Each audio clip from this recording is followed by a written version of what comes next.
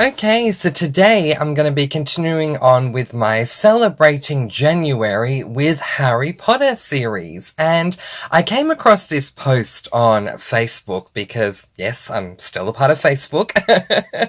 And I am a part of a lot of different Harry Potter groups on Facebook. It's fantastic because, I mean, the books and films don't have to end where they end. The discussion is ongoing and so far seemingly never ending. I came across a post that I thought would be perfect to discuss here in this video. And so this is a post that came up from the Harry Potter Fans Club group on Facebook. As I say, there's many different groups on Facebook about Harry Potter. This one called Harry Potter Fans Club.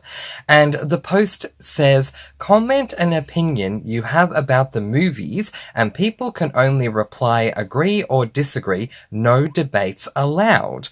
And so there's a lot of different comments that have come up under this post, and I thought it would be good to bring up what was posted and give you my thoughts on whether or not I agree or disagree. Now, there are 571 comments under this post. There's no way I'm going to be able to get to each and every one of them, but we'll start from the top and make our way down. So let's jump right on in. Obviously, we're going to put a spoiler tag up on the screen because, yeah, there's going to naturally be spoilers because I don't know how far into the series we're going to be talking, so do be warned. Alright, let's begin. Okay, comment the first is, Luna is underrated.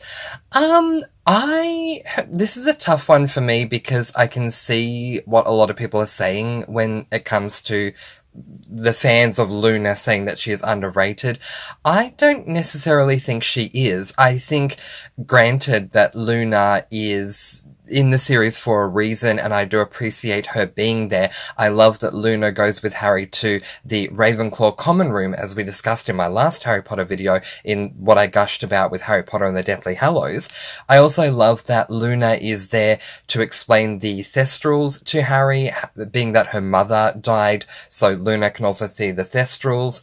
And then there are other things that Luna is able to teach Harry along the way that I very much appreciate, and so I understand why her character is there, and I do appreciate that she's there, but do I think she's underrated? Not necessarily, in my opinion. And let me know if you agree or disagree with my thoughts as well in the comments below. I don't believe anyone's right or wrong, it's just, we're all just having our own opinions here. So the next comment is, Peeves should have been in the films. 100% I agree. I think Hogwarts is not the same without Peeves. At the end of the day, Peeves is an annoyance, at least to me, in the books, but it's not the same without Peeves. You know, no one measures up to take the role that Peeves has in the books, in the films. So, yeah, little unknown fact, or well, not everyone knows, you may, but in case you don't, they did cast someone to play the role of the poltergeist, Peeves, in the films, but then he was cut out. So the role was cut out after he was hired, he did his part, he filmed certain scenes, and then after that they decided to cut it out and not have Peeves in there. But yeah, I 100% do agree with that one. Peeves should have been in the films. Next one.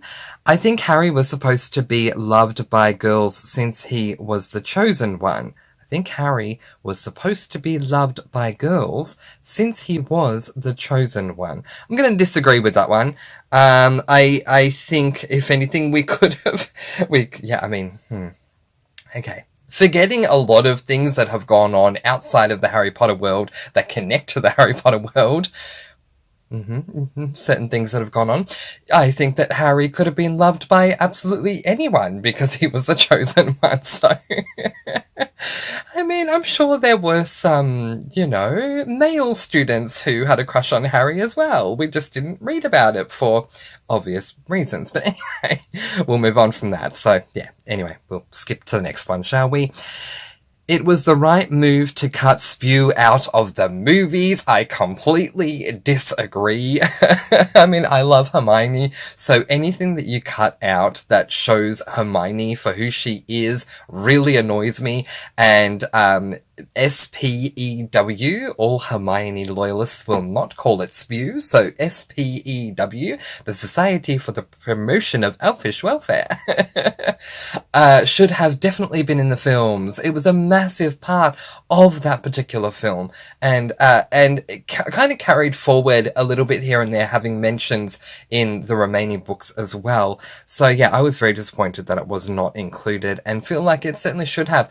And that leads to the whole, seeing Winky, as I discussed with my the thing that I gushed about with Harry Potter and the Goblet of Fire. Seeing Winky, seeing that Dobby works at the school, especially because Hermione leaves all their hats out and Dobby's the only one who cleans because the other house elves are too scared to clean because of all the clothes that are left around. But yeah, I definitely feel this should have been included in the films. Next one, it would have been better if they added more stuff from the books. I mean, look, I 100% hard agree with that. It annoyed me when they changed things. It annoyed me even significantly more when they added things, like that scene where the burrow is spelled on fire. I did not, for the life of me, understand that. Like the scene where the dragon in the first task in Harry Potter and the Goblet of Fire escapes its arena, and we get that whole action-packed sequence that if it didn't take as long as it did, we would have been able to see so many other things. Yeah, like, I just think that there were certain decisions that certain directors made. I mean, don't get me started on Harry Potter and the Goblet of Fire anyway. I have a whole lot of issues with Mike Newell anyway. But that aside, decisions that certain directors of the films made that had they not made those decisions would have allowed for other things that I feel it would have been better to have in the films that weren't there. So yeah, it would have been better if they'd added more stuff from the books. I do completely agree. And it would have been possible had certain changes been made to what these directors ended up doing. The movies suck compared to the books. Yeah, I agree. I think Philosopher/Sorcerer's Stone is the most loyal to all the books, and Chamber of Secrets too, and I think that's because of just how much of a passion Christopher Columbus had for the books. But yeah, I do think that comparatively the books are so much better, and that's not always the case. Sometimes the visual adaptation is so much better than the books, but in this case, yeah, I hard agree with that one. The books are a lot better, or to agree with the actual statement, the movies suck compared to the books. Yeah, completely agree. It's an escape from reality, the movies. Yeah, to whatever degree. I think the books are more so. So I'll sit on the fence with that one. I won't agree or disagree. Ginny Weasley is annoying in the movies but lovely in the books. Yes, I've seen this complaint from many a Ginny Weasley fan, and I do completely agree. In the book, she's so much better. In fact, I was having a discussion with a friend of mine recently who has read the books, read them a long time ago, only once, and seen the films many times. And I said, yeah, Ginny is she is a lot better in the books because the relationship that she ends up having with Harry at the end, it grows organically throughout the books in the series compared to in the films where it just seems like it's from out of nowhere, not to mention the very awkward moments that we have with Ginny and Harry when Ginny's trying to get Harry to eat a mince pie, or when she's tying his shoelace. It's extremely awkward and just does not work. But in the books, their relationship from the moment they meet grows organically. They started it off well when Harry goes to see, when Harry is talking exclusively about the movies very quickly, because I don't focus on the whole Harry-Ginny thing a lot. I was a mad shipper of Harry and Hermione, so I was disappointed overall personally that Harry ended up with Ginny. But to show my appreciation, in the first film, when Harry first meets Ginny, it is when he's talking to Molly about how to get onto platform 9 3/4, and Ginny's first thing that she says to him is, "Good luck." And so that's her first interaction, verbal interaction with him. The next time Ginny sees Harry is when Harry comes to the burrow in Chamber of Secrets, and Ginny says, "Mummy, have you seen my jumper?" And I love the line that follows that doesn't get anywhere near as much credit, which is Molly Weasley saying, "Yes, dear, it was on the cat." Unfortunately, what happens next takes away from that fantastic line, but we need to celebrate that line. "Yes, dear, it was on the cat." But then Ginny's eyes grow very wide and she runs out of the room, and Ron explains, again exclusive to the films, Ron explains, "Ginny, my sister, she's been talking about you all summer."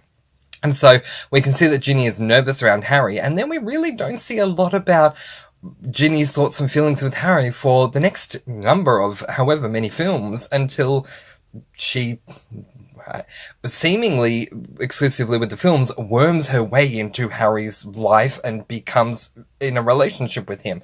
It just seems very weird, but in the books it's a lot more organically done, so I completely agree with that one. Next up, that the actors who played Marauder-era characters should have been the correct age. James and Lily were 21 when they were Avada Kedavra, and the others were in their 30s. Yeah, I don't really care that much about that, honestly. So I'm going to say that, so your point being here that they should have been the correct age. I disagree. I think it was fine. I was fine with that. Next one, Harry should have repaired his wand like in the book. Yeah, Deathly Hallows Part 2 ends way too quickly for me. I get that one of the big differences between the reading medium and the visual medium when you're adapting a book into a film or TV series is that you need to include action. The problem with that is that in Harry Potter and the Deathly Hallows Part 2 film, which I do love, by the way, it's one of my favourite of all the films, spend too long on the action sequence of that war that takes place at Hogwarts at the end, the final battle, if you will. And because of that, we don't get to see a lot of the things that took place after the battle. Not that there is a lot that takes place after the battle. Once the battle is won, even in the books, it's very quickly rushed through the next couple of hours or even day or whatever it is. And then we jump straight into the epilogue, where we see Malfoy and with his wife, and Ron with Hermione, and Harry with Ginny and the kids and whatever. But yeah, to go back to the actual point, Harry should have repaired his wand like in the book. Yeah, so that occurs in Dumbledore's office. So in the book, if you haven't read the Deathly Hallows book, after the Battle of Hogwarts, Harry goes into Dumbledore's office, sees a portrait of Dumbledore up on the walls, which is a very big point. It may not have been a massive point in the films, but it certainly is in the books about the portraits in the headmaster's office, each portrait being a representation of each headmaster that had come beforehand. And obviously the current headmaster at this point in time is Professor McGonagall, because Dumbledore dying in Half-Blood Prince. But Harry goes up after the war, and we realize that this was Dumbledore's plan. Dumbledore was the one who was trying to aid Harry and do everything he could to ensure that Harry would defeat Voldemort. So after he does, he goes up to the headmaster's office and smiles at the portrait, and the portrait seems very happy. And then Harry uses Dumbledore's wand, aka the Elder Wand, to repair his wand. And other things happen as well in that scene that I do wish were there. So I do completely agree. Harry should have repaired his wand like in the book. Yes. I was also very surprised that Harry in the film snaps the Elder Wand in half. He does not do this in the books. In the books, he puts the wand, I believe he puts it back in the grave, or he leaves it in the office or something, but he definitely doesn't snap it. But yeah, I agree with that one. Next one. There should have been more of Fred and George's mischief campaign against Umbridge in Order of the Phoenix. Yes, I agree with that, but I have to say that if there would have been an opportunity to allow for the scene between Harry, Professor McGonagall and Professor Umbridge when Harry is discussing his career, and if that was going to take precedent over Fred and George's shenanigans, I would have agreed with that, because I was more disheartened that that scene wasn't in it. For those of you who don't know, we get to a point in Harry Potter and the Order of the Phoenix where each person in Harry's current year in Gryffindor will have a private one-on-one meeting with Professor McGonagall to discuss what career path they want, what career they want to have, and owing to that, she will advise them what classes they need to take to achieve that and what grades they need and stuff like that. But it just so happens at Harry's one-on-one with McGonagall that Umbridge is there, and we have this fantastic scene between the three of them, with Umbridge going, did you receive my note, Minerva? And the whole point is that Umbridge had slipped a note into McGonagall's file to say that Harry was not passing Defense Against the Dark Arts, which is a crucial component to becoming an Auror, which is what Harry wants to become. And McGonagall ends up saying this line, which is hilarious, which is, oh, I should have made myself more plain. Potter has passed every single class he needed to, set by a competent teacher. It's a fantastic scene if you haven't seen it. Would you like a cough drop, Dolores? Check it out. But yeah, if it wasn't at the cost of that scene, yes, I do agree. It just seemed very out of not out of character necessarily, but just it felt like it came from out of nowhere that Fred and George suddenly went, you know what, I think we've outgrown our education here, and let's, create this disturbance and leave the school. Compared to in the books where, yeah, it's much more clear. Clearly. It's done more organically, I guess, is my point. Okay. Ron's love potion crush on Romilda Vane is some of Rupert's best and funniest acting. Yes, okay, fine, I'll agree with that. I want to say more. Okay, just between you and me, listener, I really didn't like that whole thing, that whole Ron Romilda thing. That could have been scrapped, and we could have added so many other amazing things outside of that whole thing. We didn't need that at all. That whole 1-1, oh, my 1-1. Oh, no, I did not need that. Anyway, let's move on. Then again, in saying that, they got Emma Watson portrayed Hermione's thoughts and emotions and all that so well with that Repugno spell or whatever it is. Yeah, she did that very well. More detail. Next one. More details from the okay, no, we've read that one. Sorry. Okay, next. Harry Potter and the Half-Blood Prince needed more detail. There was a whole battle after Dumbledore died where Bill Weasley was bitten by Greyback. Also, would have been nice to see Dumbledore's funeral. Just found the whole film lacking and boring. Yeah, look, I can't comment too much on that because on the second half of that because the book is my least favourite book in the series anyway. But yeah, I do agree. We should have seen Dumbledore's funeral at the very least. Given how huge a character Dumbledore is, we should have paid tribute. I understand that we did the whole, we raise our wands to the sky as a tribute to Dumbledore, and I did love how powerful that moment was. Don't get me wrong. But in the books, we actually have a funeral for Dumbledore, and all these people come out that most of which Harry doesn't know, and we don't know because we've never met them. But we have an actual funeral for Dumbledore, which was really beautiful. The whole Bill Weasley being bitten by Greyback, if we had time, it would have been good, but I understand why it was cut out. While it is something big that happened to a member of the Weasley family, don't get me wrong, and while I do love Bill as a character, I mean, even in the books he's described as cool, quote unquote, and I do think he is as well, it just wasn't necessary. There is a whole scene, in the book itself where everyone's in the hospital wing and Fleur is going to be married to Bill, and there's this whole thing of will she or won't she, because now he's not as good looking as he was because he has scratch marks on his face, and Fleur shows her dedication to her fiancé by saying, I would marry him no matter what he looked like, I am beautiful enough for the both of us, she says, or something like that.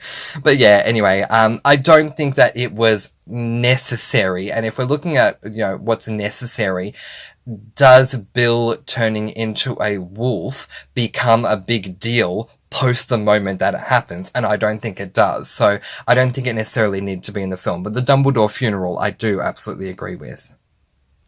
Next up, they should have kept the scene with Dudley and Harry at the end where they make up. I completely agree.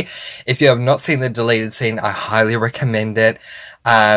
So It's in the movies, it's Harry Potter and the Deathly Hallows Part 1. Towards the beginning, the Dursleys are leaving because they're not going to be safe if they remain at number 4 Privet Drive, because the spell that was protecting Harry has now been broken because he's come of age. And as they're in this deleted scene, as everything is packed and they're all getting in the car, Dudley actually asks Vernon, why is he being Harry, not coming? And Vernon says something like, oh, you don't want to come, do you, boy? And Harry goes, no, I don't. Which, I mean, Harry has other things to do anyway, but yeah, whatever. And then Vernon says something like him being a waste of space, or someone says something about him being a waste of space, and he tells Dudley to get in the car, but instead Dudley leaves the area of where the car is, walks up to Harry and says, I don't believe that you are a waste of space, and they shake hands. This is brought up in the books, so obviously they took it directly from the books, and it's a point of Dudley coming to appreciate Harry for who he is. A lot of people theorize that this came about ever since Harry saved Dudley from the Dementor attack, and that does make sense. And I definitely feel that it should have been included in the movie to show Dudley's character arc, because Dudley may have not have been a massive character in the books or the films, but he is always there, except for Goblet of Fire, where we don't even have a moment with the Dursleys, which is just... Anyway, Mike Newell and I have issues, and one day we will sit at the round table and discuss them. A little The Traders reference there, and I will vote him out and banish him from the castle. Anyway, but yeah, so it would have been a great way to end his character arc. Also, yeah, while I'm bringing up the whole Dudley thing, the whole deleted scene with Petunia would have been good too, where, if you haven't seen it, moments before they leave the house to go and leave Privet Drive forever, Petunia is alone in the lounge room, in the empty lounge room, and she says, that night you didn't just lose a mother, I lost a sister. And it's an almost human moment from Petunia, so it would have been nice to keep that in as well. Next up we have... the movie should have been longer and more detailed. I agree with this. There have been a number of posts saying if the Harry Potter films were turned into 24-hour films, would you still watch them? And my answer to that is a resounding yes. If it meant we included every single detail, absolutely. So yeah, they should have been longer and more detailed. I do agree. I do see why they're not, and I do see why certain things had to be cut and whatever. I don't see why certain things had to be changed. Okay. Neville did not give Harry the gillyweed, Dobby did, and I understand that it costed a lot more money to have Dobby do that scene, but Dobby should have been the one to give Harry the gillyweed, and I will always stand by that. But yeah, I understand that with money and with timing and all that, films need to be the duration they are, and because of that we can't get everything. But the film should have been longer. Yeah, they absolutely should have. Like, let's go back and do it all again and do Harry Potter and the Philosopher's Stone Part 1 and Harry Potter and the Philosopher's Stone Part 2, and by the time we get to Order of the Phoenix, Harry Potter and the Order of the Phoenix Part 7, 8, 9, 10. But anyway, yeah, I completely agree. Movie Ron should have been written the same as book Ron. I agree. Movie Ron really annoyed me. If he was not being comedic, as far as facial reactions or things he would say, when he got older, it was more... There's a word that I don't want to use. So I'll just say Ron was annoying to me in movie Ron as he got older. So yeah, there's a great moment in Harry Potter and the Philosopher's Stone in the book where they land on the Devil's Snare, and Hermione realizes that Devil's Snare hates fire, and she says in a panic, oh yes, fire, but we don't have any wood. And Ron turns around and says to her, are you a witch or not? You know? It would have been great to have that in the movies, but we didn't. So yeah, I agree with that one. Neville Longbottom deserves more credit than what he actually gets. Yes, I agree with that. I don't think we needed to change so many things that Dobby did or discovered or whatever and replace that with Neville in order to achieve this. I do still think there would have been a way to give Neville his dues without Neville having to replace Dobby. But in saying that, I absolutely do agree. He does deserve more credit than he actually gets. Next one, I feel like there needs to be a spin-off from Voldemort's perspective. You know what? I actually would enjoy that. Like, let's watch Voldemort from the moment he gets into the school. Like, we might spend the first 2 minutes of this whole series of show or movies or whatever, where Dumbledore comes to the orphanage and says, we have Hogwarts, come along, all that. Give everyone their stuff back, come to Hogwarts, and then watch Tom Riddle, as he was known back then, go through all his years at Hogwarts and then go on to work at Borgin and Burke's and then whatever happens from there. That would be fantastic. I agree. Yeah. Next one says, I would like to see a rise of Voldemort to the boy who lived with the wizards celebrating his demise like in the books. Yeah, a similar thing. So, yeah, I agree. Next one, they should have had the fact that Neville could have been the chosen one in the movies. I agree, and it wouldn't have taken much. They could have just added that line, because that's literally what they do in the books. They could have just added the line in the film. So when we're talking about, Trelawney and, the chosen one is Harry, Dumbledore could have just said, oh, by the way, just so you know, it also could have been Neville, because both of you were born in the same month to parents who had thrice defied Voldemort. And it would have taken a minute or less to add that line of dialogue. So I agree. And it could have happened. Dolores Umbridge is the worst person ever. Yeah, she probably is. And so I would agree with that. I still stand by what I said with Order of the Phoenix, my one gush thing being that Dolores Umbridge was probably the best character that the author could have come up with, given how much people love to hate her. But yeah, I do agree. She's probably the worst person ever. They need more of Dobby and the other house elves. Okay, this person connects with my soul. Thank you. First name I'll say only, which is Michelle. Michelle, thank you. Yes, you and I, we are one of a kind. Yes, 100% I hard agree. Probably more than everything else, they needed more of Dobby and the other house elves. Absolutely, I agree. Next one, hated how they changed the Voldemort duel at the end to make it more exciting. I agree. I am very much loyal to the books. If it's not book canon, what is it doing there? The final action sequence between Harry and Voldemort in Deathly Hallows Part 2, when Voldemort finally is killed, was just ridiculous. What was with that whole cornflake scene? And if you don't know what I mean, when Harry wins the wand and Voldemort dies, the way that he dies, like he disintegrates and it looks like cornflakes. Like, seriously, what was with that whole cornflakes thing? No, that's not how it happened. Okay, how it happened was they circle each other in the Great Hall and are surrounded in that circle by people who are watching, unlike in the film when they're on their own, and then Harry does the spell and Voldemort does the spell, and then Voldemort falls to the ground, and that's it. And what that shows is that he was nothing more than a man. So, whereas the film makes it a whole lot more fantastical than it needs to be. But anyway, do we have enough time for one more? Let's see. Okay, yep, we'll end with this one. I'm sorry Richard Harris passed. He was the better Dumbledore. I agree, with a but. I agree with a but. I completely agree, like, hard agree. Yes, Richard Harris was and always will be my Dumbledore. 100%. But I do think that Sir Michael Gambon, did the role better than Richard Harris would have as we get closer and closer to his death.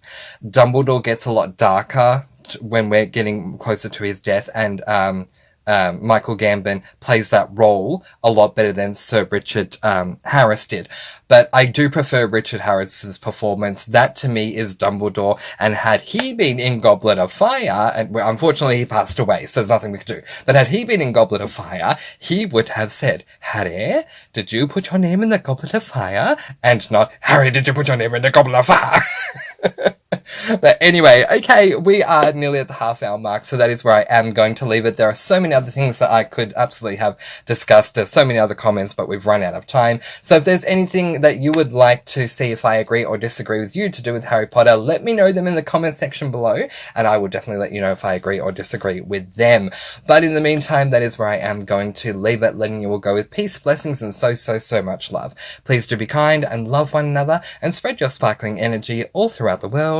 And until next time, happy reading. Bye, everyone.